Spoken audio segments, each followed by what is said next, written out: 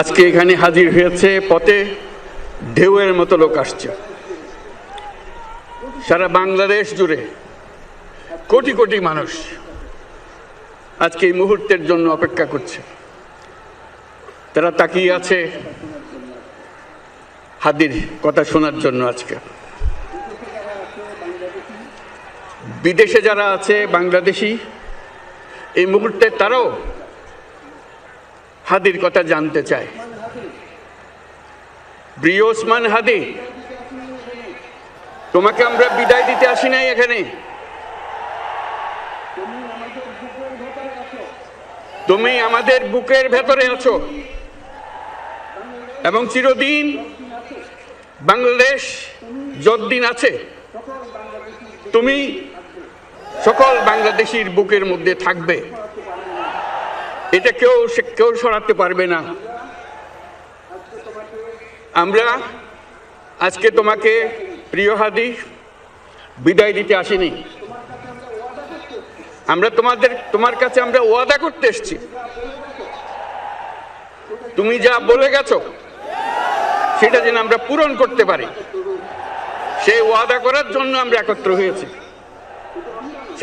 সেই ওয়াদা শুধু আমরা নয়, পুরুষানুক্রমে বাংলাদেশের সব মানুষ পূরণ করবে। সেই ওয়াদা করার জন্যই আমরা তোমার কাছে আজকে এসেছি, সবাই মিলে যে যেখানে আছি।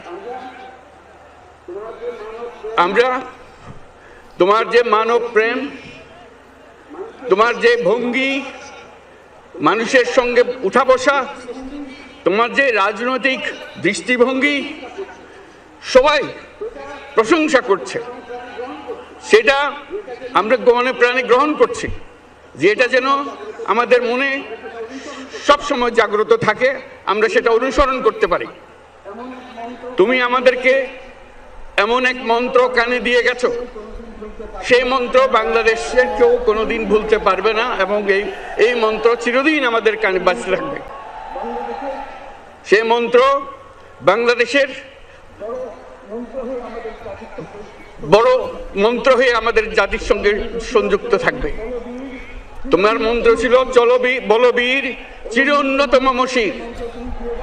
এই উন্নত মমশিরের যে মন্ত্র তুমি দিয়ে গেছো, সেটা বাংলাদেশি সন্তানের জন্মলগ্ন থেকে যতদিন সে বেঁচে থাকবে নিজের কাছে বলবে, বলবীর চির উন্নত মমশির, আমাদের শির কখনো নত হবে না।